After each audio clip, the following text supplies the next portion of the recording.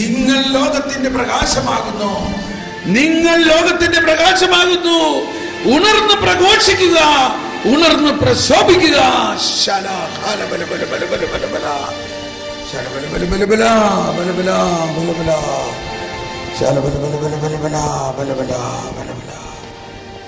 Price the Lord.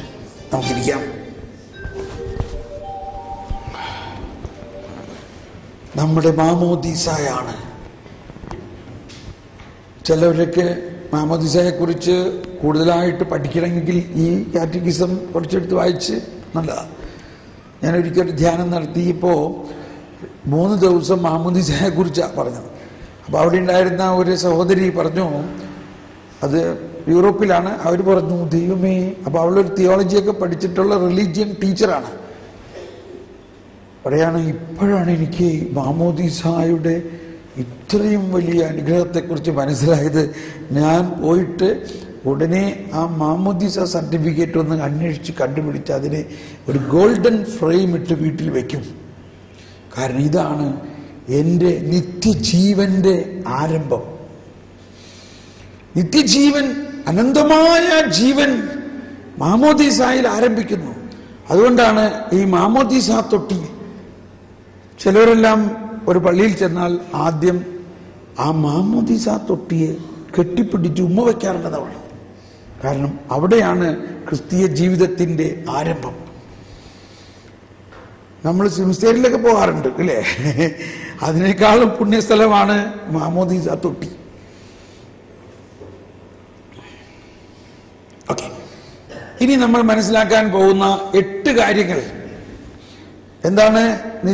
ശരീരത്തിന്റെ ഉയർപ്പിലും നിത്യമായ ജീവിതത്തിലും ഞാൻ വിശ്വസിക്കുന്നു എന്നതിൻ്റെ ഉള്ളിൽ അടങ്ങിയിരിക്കുന്ന 8 കാര്യങ്ങൾ നമ്മൾ മനസ്സിലാക്കി കഴിയുമ്പോൾ വലിയ ഒരു സന്തോഷമായിരിക്കും നമുക്ക്. ആത്മവിശ്വാസം കിട്ടും, ആത്മധൈര്യം കിട്ടും, മരണഭയം മാറും, നിത്യജീവനെക്കുറിച്ചുള്ള കൃത്യമായ ബോധ്യം കിട്ടും. എന്തെല്ലാമാണ് ഈ 8 കാര്യങ്ങൾ? ആദ്യമായിട്ട് ശരീരത്തിൻ്റെ ഉയർപ്പ്. എന്താണ് ശരീരത്തിൻ്റെ ഉയർപ്പ് എന്ന് വെച്ചാൽ, നമ്മുടെ ഈ മർത്യ ശരീരം അന്ത്യദിനത്തിൽ ഉയർക്കുമെന്നുള്ളതിനെ കുറിച്ചുള്ള കൃത്യമായ ബോധ്യവും അറിവും. 2, എന്താണ് മരണം, ക്രിസ്തീയ മരണം എന്താണ് എന്നുള്ളതിൻ്റെ അറിവ്. 3, തനത് വിധി, മരിക്കുന്ന സമയത്ത് തന്നെ ഉണ്ടാകുന്ന വിധി, തനത് വിധി. 4, സ്വർഗം. 5, ശുദ്ധീകരണ സ്ഥലം. 6, നരകം. 7, അന്ത്യവിധി. 8, പുതിയ ആകാശവും പുതിയ ഭൂമിയും. അപ്പൊ എന്തെല്ലാമാണ് ഈ 8 കാര്യങ്ങൾ? ഒന്ന് കരം ഉയർത്തി എല്ലാവരും പറഞ്ഞ്. 1, ശരീരത്തിന്റെ ഉയർപ്പ്. 2, മരണം. 3, തനത് വിധി. 4, സ്വർഗം. 5, ശുദ്ധീകരണ സ്ഥലം. 6, നരകം. 7, പൊതുവിധി. 8, പുതിയ ആകാശം പുതിയ ഭൂമിയും. ഞാൻ ഒറ്റ ഓട്ടം ഓടാൻ പോവുകയാണ്. ഇവിടുന്ന് ഒറ്റ ഓട്ടം ഓടാൻ പോവുകയാണ്. എവിടെ ചെല്ലും? പുതിയ ആകാശം പുതിയ ഭൂമിയിൽ ചെല്ലും. അതാണ് നമ്മൾ പാടുന്നത്.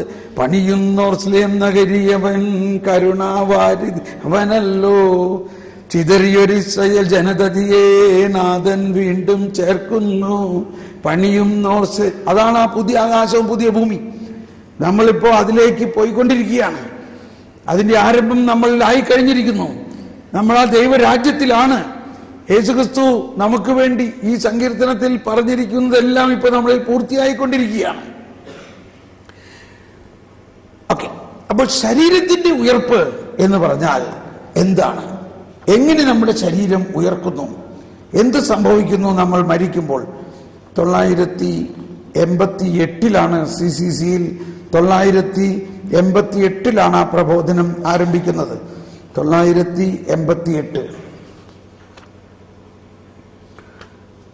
അതിൽ പറയുകയാണ്, ക്രൈസ്തവ വിശ്വാസ പ്രമാണം, അതായത് പിതാവും പുത്രനും പരിശുദ്ധാത്മാവുമായ ദൈവത്തിലും ദൈവത്തിന്റെ സൃഷ്ടിപരവും രക്ഷാകരവുമായ വിശുദ്ധീകരണാത്മകവുമായ പ്രവൃത്തിയിലും നമുക്കുള്ള വിശ്വാസത്തിന്റെ പ്രഖ്യാപനം മരിച്ചവരുടെ അന്ത്യദിനത്തിലെ ഉത്ഥാനത്തിലും നിത്യജീവിതത്തിലുള്ള പ്രഖ്യാപനത്തിലും മകുടമണിയുന്നു.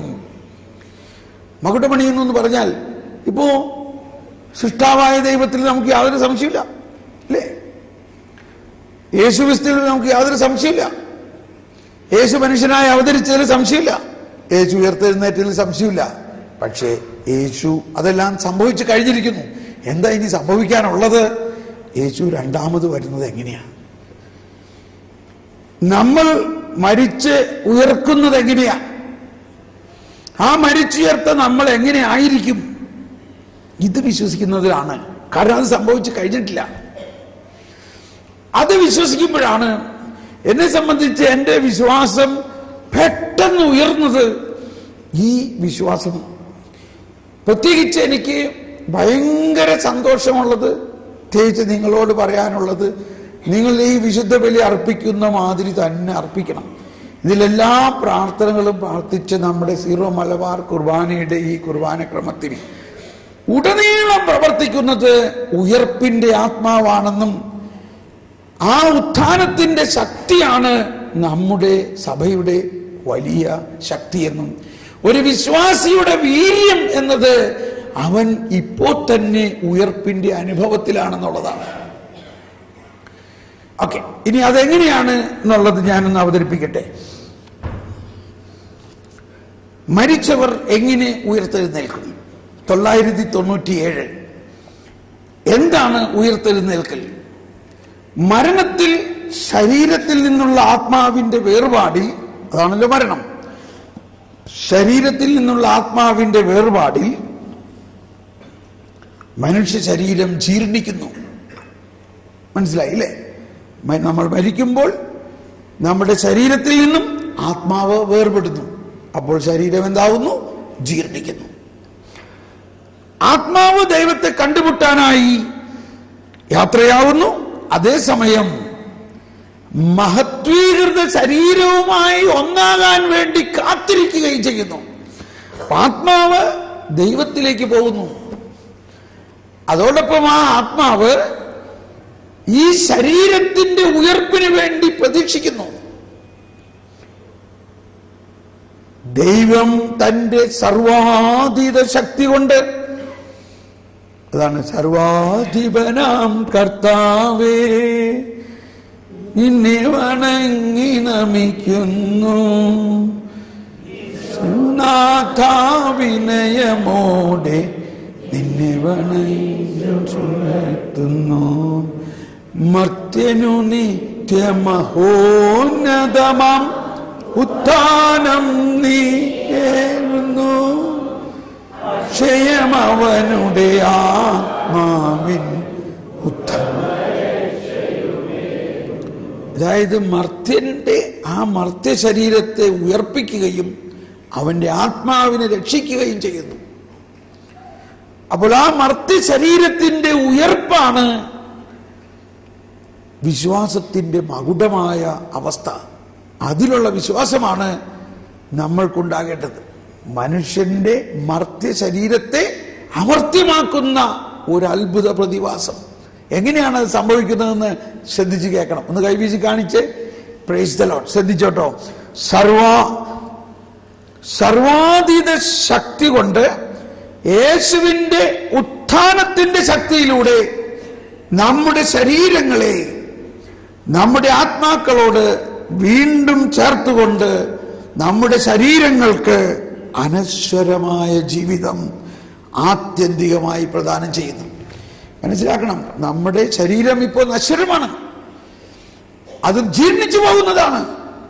എന്നാൽ ആ നശ്വരമായ ജീർണിച്ചു പോകുന്ന ശരീരത്തെ അനശ്വരമാക്കുന്ന അത്രയ്ക്ക് വലിയ ഒരു ശക്തിയാണ് സർവാധിപനായകർ. അതുകൊണ്ടാണ് സർവാതീത ശക്തി.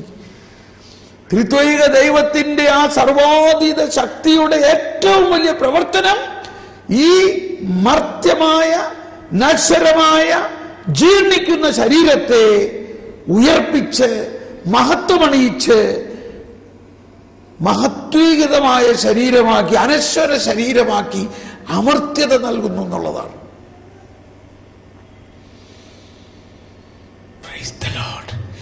ഇത് വിശ്വസിക്കാൻ നമുക്ക് വളരെ എളുപ്പമാണ്. കാരണം ഈ ആത്മാവാണ് മാമോദീസായിലൂടെ നമ്മളിൽ വന്നിരിക്കുന്നതും സ്ഥൈര്യലേപനത്തിലൂടെ നമ്മളിൽ നിലനിൽക്കുന്നതും എല്ലാ ദിവസവും വിശുദ്ധ കുർബാനയിലൂടെ നമ്മൾ പ്രവർത്തിക്കുന്നത്. ഈ പ്രവൃത്തിയുടെ ഒരു മുൻ അനുഭവമാണ് ഈ കൂദാശകളെല്ലാം.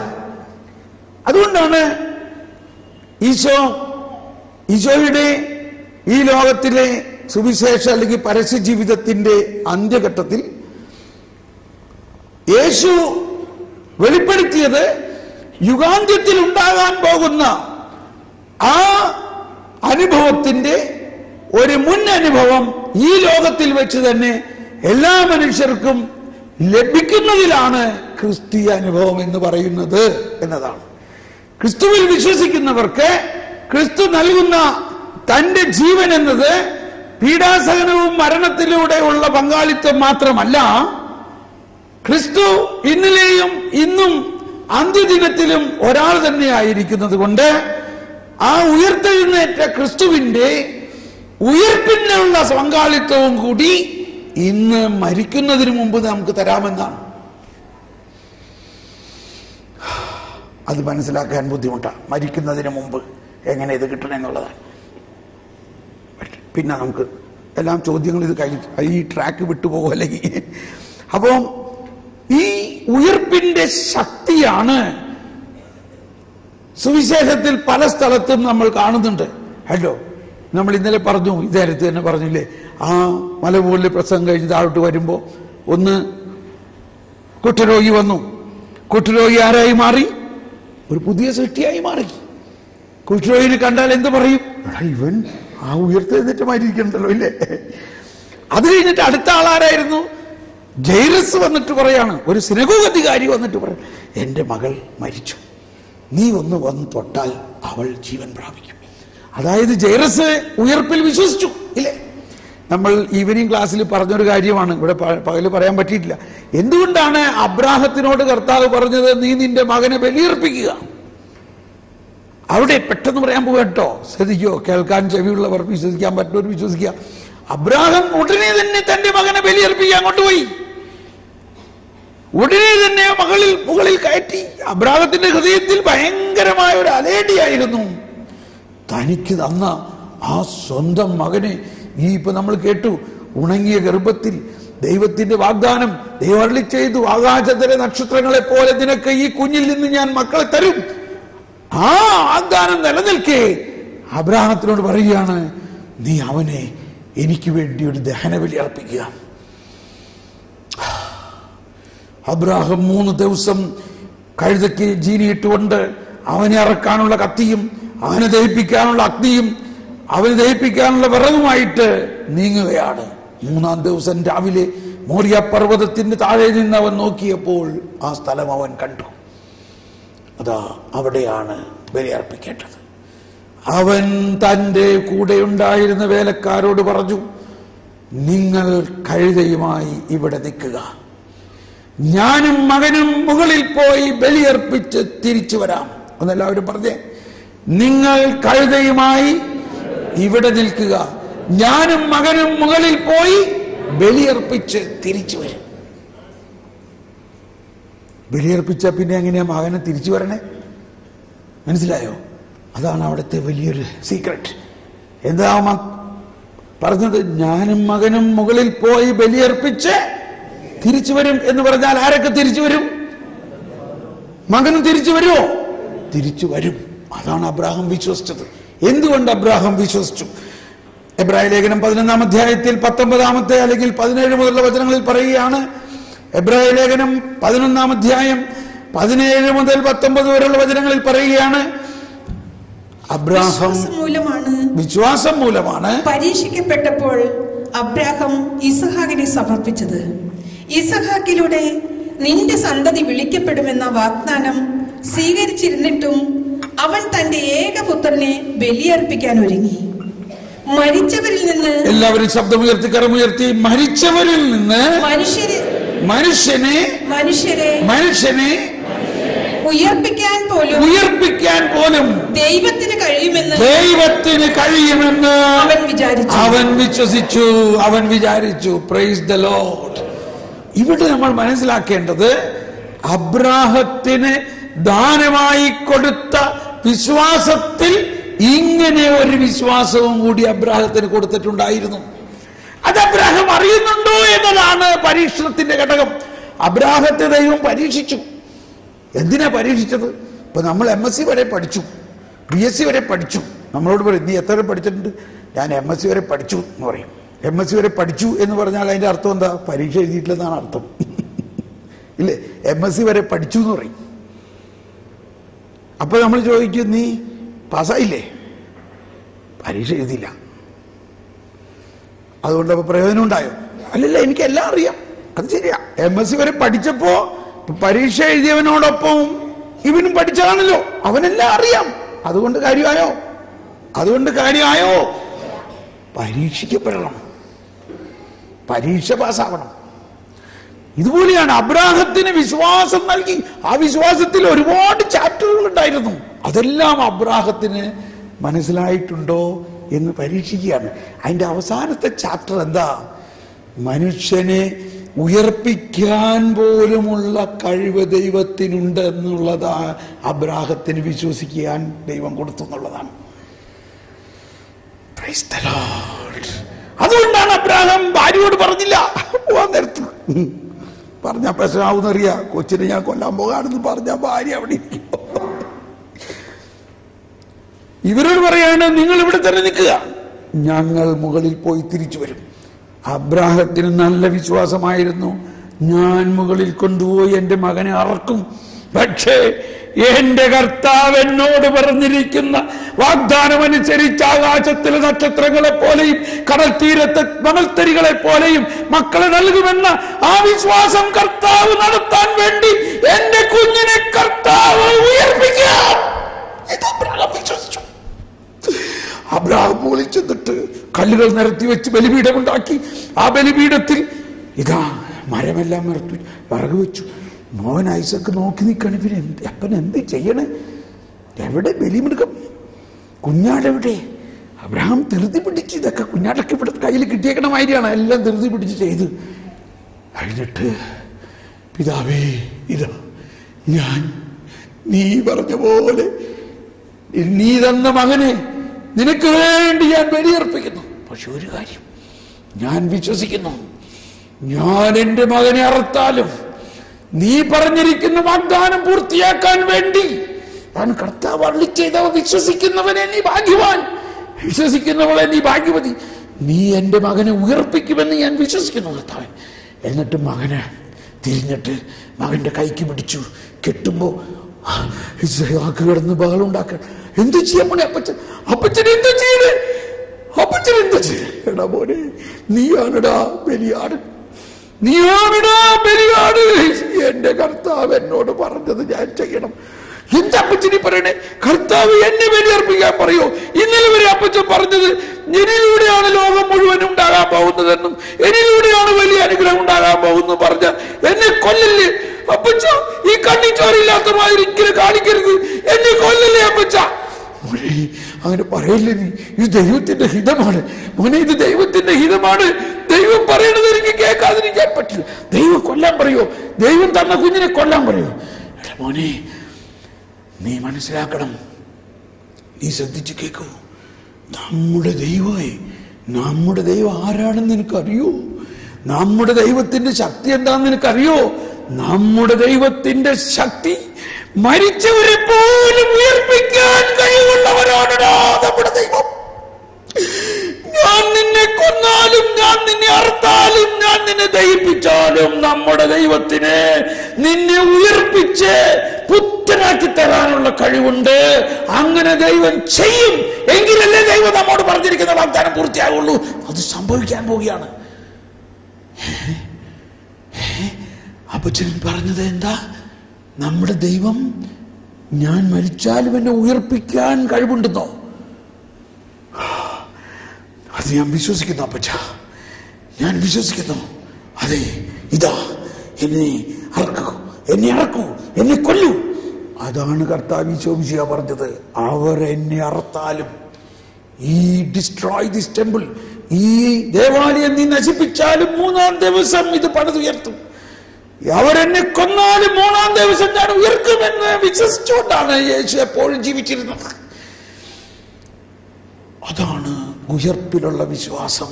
അബ്രാഹാം തലമുറയിലേക്ക് കൈമാറിയ നിമിഷമായിരുന്നു അത്. അബ്രാഹത്തിന് ദൈവം കൊടുത്ത ഉയർപ്പിലുള്ള വിശ്വാസം കൈമാറാൻ വേണ്ടി മരിക്കണം, അറക്കണം. പക്ഷേ അങ്ങനെ അബ്രാഹാം ഹൃദയത്തിൽ മകനെ അറുത്തു, ഹൃദയത്തിൽ അവനെ വിട്ടു, അവനെ കയറ്റി കിടത്തി കഴുത്തിന് വാക്കത്തി വെച്ചപ്പോൾ കർത്താവ് ഇങ്ങനെ നോക്കി നിൽക്കുകയാണ്. ഇവനെന്താ ചെയ്യാൻ പോകുന്നത്? അവന്റെ വിശ്വാസം പൂർണ്ണമായിട്ട് അവനിപ്പോ സമ്മതിക്കുന്നുണ്ടോ? അവൻ ഇത് മകനോട് പറഞ്ഞ ഉടനെ കർത്താവിന് സന്തോഷമായി കാണും. അബ്രാഹാം കഴുത്തിന് കത്തി വെച്ചപ്പോൾ ഒരു മാലാഖ കത്തി വലിച്ചെറിഞ്ഞു എന്നാ പറയണം. അബ്രാഹത്തിന്റെ കൈക്ക് പിടിച്ച് വലിച്ചു. കേട്ടോ, ഇതാണ് ഇസഹാക്കിന്റെ ദൈവം എന്ന് പറയുന്നത്. ഒരു നിമിഷം വൈകുകയില്ല, ഒരു നിമിഷം നേരത്തെയുമില്ല. ഇസഹാക്കിന്റെ ദൈവം എന്ന് പറഞ്ഞാൽ കൃത്യസമയത്ത് ഇടപെടുന്ന ദൈവം. അബ്രാഹത്തിന്റെയും ഇസഹാക്കിന്റെയും യാക്കോബിന്റെയും ദൈവം ഇതാ ആ സമയത്ത് ഉച്ചസ്വരത്തിൽ അബ്രാഹാം കേട്ടു. അബ്രാഹത്തിന് മനസ്സിലാവുന്നില്ല, എവിടെ പോയി വാക്കത്തി, എവിടെ പോയി? ഇവരെ കൊല്ലണം, ഞാൻ ഇവരെ കൊല്ലും. പക്ഷെ വാക്കത്തില്ല. അപ്പോൾ ഒരു ശബ്ദം, ഏബ്രഹാം. കർത്താവേ എന്താ അങ്ങ് പറഞ്ഞത്? ഞാൻ ചെയ്യാൻ തയ്യാറാണ്, ഞാനത് ചെയ്യാം. ഏബ്രഹാം, എനിക്ക് തൃപ്തിയായി. നീ നിന്റെ ഏകമകനെ പോലും ബലിയർപ്പിക്കാൻ പഠിക്കായികയാൽ ഞാൻ നിന്നോട് ശപഥം ചെയ്യുന്നു, നിന്റെ സന്തതിയിലൂടെ ലോകം മുഴുവനും അനുഗ്രഹിക്കപ്പെടും. ഞാൻ നിന്നോട് ശപഥം ചെയ്യുന്നു.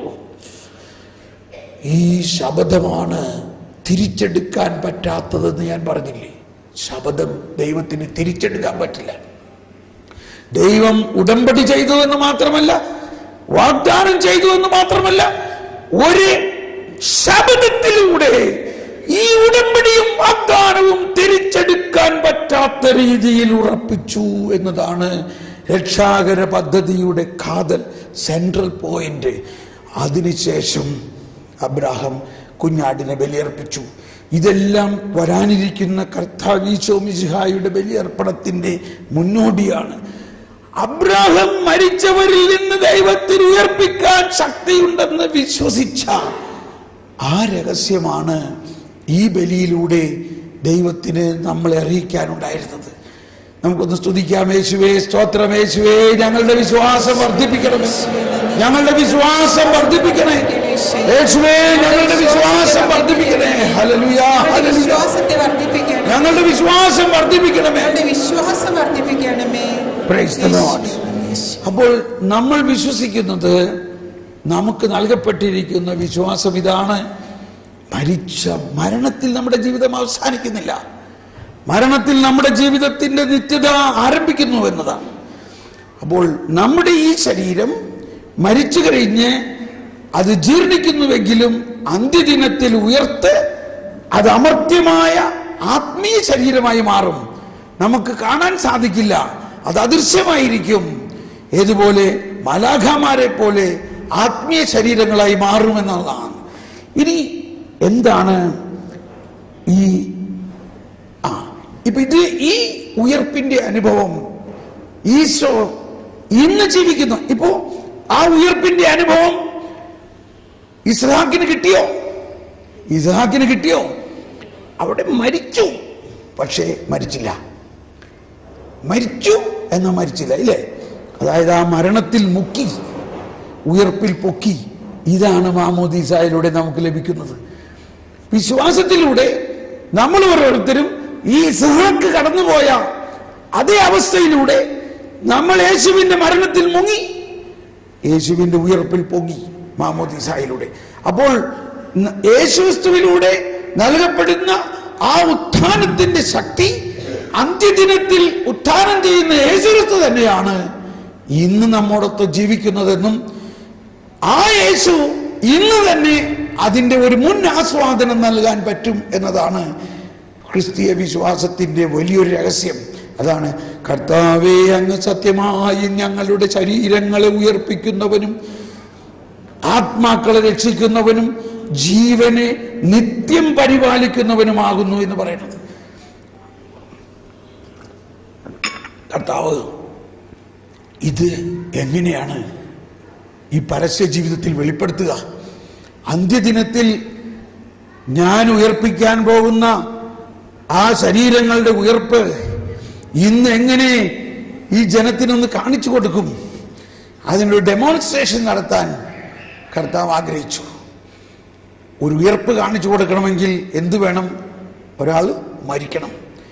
ആരെ മരിപ്പിക്കാം? നമ്മുടെ ഉറ്റ സുഹൃത്തായ ലാസറിനെ മരിപ്പിക്കാം. മനസ്സിലായോ? അപ്പൊ ലാസർ യേശുവിന്റെ ബാല്യകാല സുഹൃത്താണ്. 12 വയസ്സിൽ ജെറുസലേമിലേക്ക് പോകുന്ന കാലത്ത് ലാസറിന്റെയും മർത്താ മറിയത്തിന്റെയും അപ്പനായ ശമയോന്റെ വീട്ടിലാണ് ഇവർ താമസിച്ചിരുന്നത്. യേശു അവരോടൊപ്പം കളിച്ച് മാങ്ങ പറിക്കാനൊക്കെ പോയി. അങ്ങനെ അവര് തമ്മിൽ ഭയങ്കര സുഹൃത്തുക്കളായിരുന്നു. അങ്ങനെയുള്ള ആത്മസുഹൃത്തായ ലാസറിനെ ഈ ഉയർപ്പിന്റെ ഡെമോൺസ്ട്രേഷന് വേണ്ടി ഉപയോഗിക്കാം. അങ്ങനെയാണ് ലാസർ മരിക്കുന്നത്. പെട്ടെന്ന് ലാസർ മരിക്കും. ലാസറിനങ്ങ് പെട്ടെന്ന് രോഗമായി. അതിന്റെ കുറച്ചു ദിവസം മുമ്പ് യേശുവിടെ ഉണ്ടായിരുന്നു. യേശുവിനെ അവരെല്ലാം കല്ലെറിയാൻ വേണ്ടി പറയായിരുന്നു. പക്ഷേ ലാസർ അവിടെ കയറി തടുത്തു കാണും. എന്റെ കർത്താവിനെ കല്ലെറിയാൻ ഞാൻ സമ്മതിക്കില്ല എന്നൊക്കെ. അത്രയ്ക്ക് സ്നേഹ. പക്ഷെ ആ ലാസർ അന്ന് രാത്രി ഭയങ്കര പനി, രോഗമായി. അപ്പോൾ രോഗം കൂടിയപ്പോ മർത്താ മറിയത്തിന് നല്ല ഉറപ്പല്ല. നമ്മുടെ കർത്താവിനോടെന്ന് പറഞ്ഞ ഇപ്പൊ രോഗശാന്തി കൊടുത്ത് അവര് സുഖപ്പെടുത്തൂലേ? ലോകത്തിലുള്ള എല്ലാവരെയും സുഖപ്പെടുത്തുന്ന കർത്താവല്ലേ നമ്മുടെ സുഹൃത്ത്. മർത്താ മറിയം ഒരാളെ പറഞ്ഞയച്ചു, നീ ഒന്നും ചെന്ന് പറഞ്ഞാൽ മതി, നീ സ്നേഹിക്കുന്നവൻ രോഗിയായിരിക്കുന്നു. പക്ഷേ കർത്താവ് നോക്കിയില്ല, വന്നില്ല. 2 ദിവസം കഴിഞ്ഞു, മരിച്ചു. മരിച്ചിട്ടും അതില്ല, അടക്കി. 3-ാം ദിവസം അല്ലെങ്കിൽ 4-ാം ദിവസം ഈശോ അവിടെ വന്നു. അപ്പൊ ഇവരെല്ലാവരും കൂട്ടക്കരച്ചിലാണ്. ഓ, നീ ഇവിടെ ഉണ്ടായിരുന്നെങ്കിൽ ഞങ്ങളുടെ സഹോദരൻ മരിക്കില്ലായിരുന്നു. നമ്മുടെ മരിച്ച വീട്ടിലുള്ള കരച്ചിൽമാരി തന്നെ. അപ്പോഴാണ് ഈശോ വലിയൊരു രഹസ്യം പറയുന്നത്. സുവിശേഷത്തിലെ ഏറ്റവും വലിയ രഹസ്യമാണ് ഈശോ അവിടെ പറയുന്നത്. നിന്റെ സഹോദരൻ ഉയർത്തെഴുന്നേൽക്കും. അപ്പോ മർത്ത പറഞ്ഞു, അതെനിക്കറിയാം. അന്ത്യദിനത്തിലുള്ള പുനരുത്ഥാനത്തിൽ അവൻ ഉയർത്തെഴുന്നേൽക്കുമെന്ന് എനിക്ക് അറിയാം. കണ്ടോ? അപ്പോൾ നമ്മൾ ഈ പറയുന്ന വിശ്വാസ പ്രമാണത്തിന്റെ അവസാന ഭാഗം മർത്തായും പ്രഘോഷിക്കുകയായിരുന്നു. അന്ത്യദിനത്തിൽ അവൻ ഉയർത്തെഴുന്നേൽക്കുമെന്ന് എനിക്കറിയാം. അപ്പോഴാണ് ഈശോ പറയണേ, ഞാനാണ് ആ പുനരുത്ഥാനം. ഇത്രയും നേരവും അങ്ങൊരു രോഗശാന്തി നൽകുന്ന ഒരാളെന്ന് വിചാരിച്ചിരുന്ന മർത്തായുടെ വിശ്വാസം കൊടുമുടിയോളം പൊങ്ങി. എന്ത് കേക്കടേ, അന്ത്യദിനത്തിൽ ഉത്ഥാനം നൽകുന്ന സർവാധിപനായ കർത്താവ് അങ്ങാടുന്നു. അതെ,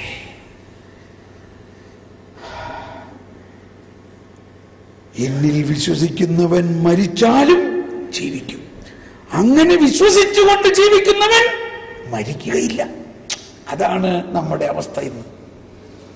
അങ്ങനെ വിശ്വസിച്ചുകൊണ്ട് ജീവിക്കുന്നവൻ മരിക്കുകയില്ല എന്ന് പറയുന്നതിന്റെ അർത്ഥം, അങ്ങനെ വിശ്വസിച്ചുകൊണ്ട് ജീവിക്കുന്നവൻ പാപത്തിൽ മരിക്കുകയില്ല എന്നർത്ഥം.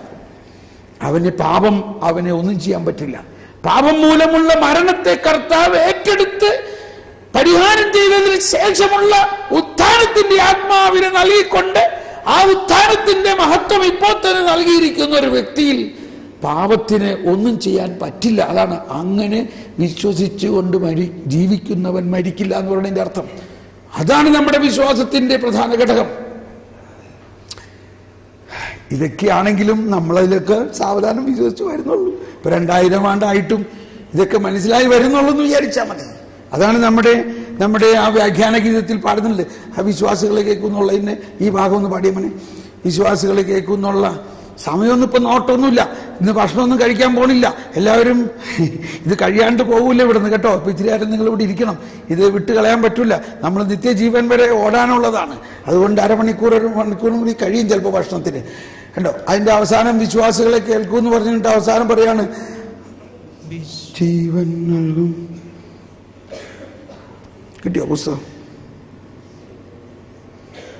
ഇതൊക്കെ ഇനി നിങ്ങൾ റാസ കുർബാന ചെല്ലുമ്പോ മനസ്സിലാവും, ആ ഇതാണല്ലേ അതിന്റെ അർത്ഥം. വിശ്വാസിന്ന് പാടിയിട്ടെടുത്തോ.